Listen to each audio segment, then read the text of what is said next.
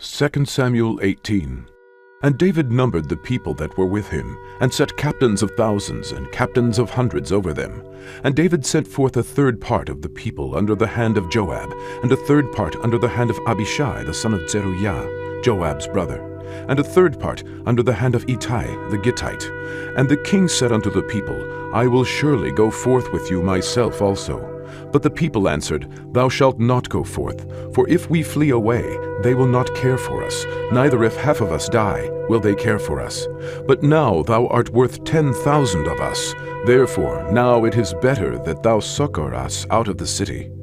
And the king said unto them, What seemeth you best, I will do. And the king stood by the gate side, and all the people came out by hundreds and by thousands. And the king commanded Joab and Abishai and Ittai, saying, Deal gently for my sake with the young man, even with Absalom. And all the people heard when the king gave all the captains charge concerning Absalom. So the people went out into the field against Israel, and the battle was in the wood of Ephraim, where the people of Israel were slain before the servants of David. And there was a great slaughter that day of 20,000 men. For the battle was there scattered over the face of all the country, and the wood devoured more people that day than the sword devoured. And Absalom met the servants of David, and Absalom rode upon a mule, and the mule went under the thick boughs of a great oak, and his head caught hold of the oak, and he was taken up between the heaven and the earth. And the mule that was under him went away. And a certain man saw it, and told Joab, and said, Behold, I saw Absalom hanged in an oak. And Joab said unto the man that told him, And behold, thou sawest him, and why didst thou not smite him there to the ground? And I would have given thee 10 shekels of silver, and a girdle. And the man said unto Joab, Though I should receive 1,000 shekels of silver in mine hand, yet would I not put forth mine hand against the king's son. For in our hearing the king charged thee, and Abishai, and Ittai, saying, Beware that none touch the young man Absalom. Otherwise I should have wrought falsehood against mine own life, for there is no matter hid from the king, and thou thyself wouldest have set thyself against me. Then said Joab, I may not tarry thus with thee. And he took 3 darts in his hand, and thrust them through the heart of Absalom, while he was yet alive in the midst of the oak. And 10 young men that bare Joab's armor compassed about, and smote Absalom, and slew him. And Joab blew the trumpet, and the people returned from pursuing after Israel, for Joab held back the people. And they took Absalom, and cast him into a great pit in the wood, and laid a very great heap of stones upon him. And all Israel fled, every one to his own tent.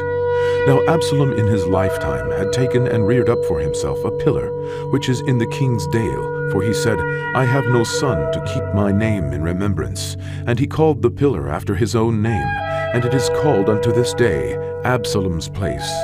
Then said Ahimaaz, the son of Zadok, Let me run now, and bear the king tidings, how that the Lord hath avenged him of his enemies. And Joab said unto him, Thou shalt not bear tidings this day, but thou shalt bear tidings another day. But this day thou shalt bear no tidings, because the king's son is dead. Then said Joab to Cushi, Go tell the king what thou hast seen. And Cushi bowed himself unto Joab, and ran. Then said Ahimaaz, the son of Zadok, yet again to Joab, But howsoever, let me, I pray thee, also run after Cushi. And Joab said, Wherefore wilt thou run, my son, seeing that thou hast no tidings ready? But howsoever, said he, let me run. And he said unto him, Run. Then Ahimaaz ran by the way of the plain, and overran Cushi.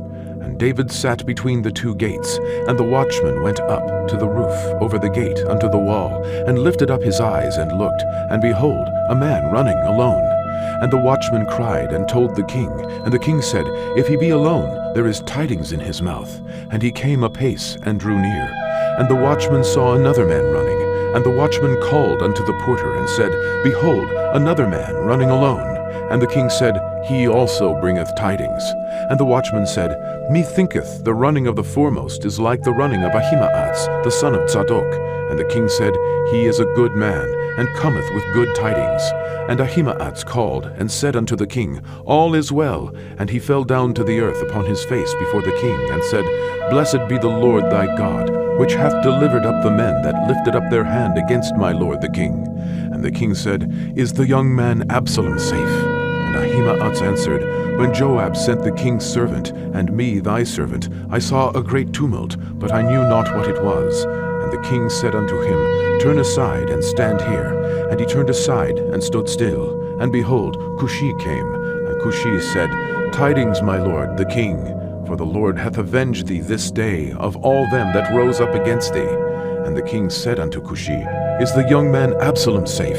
And Cushi answered, The enemies of my lord the king, and all that rise against thee to do thee hurt, be as that young man is. And the king was much moved, and went up to the chamber over the gate, and wept. And as he went, thus he said, O my son Absalom, my son, Absalom, would God I had died for thee, O Absalom, my son, my son.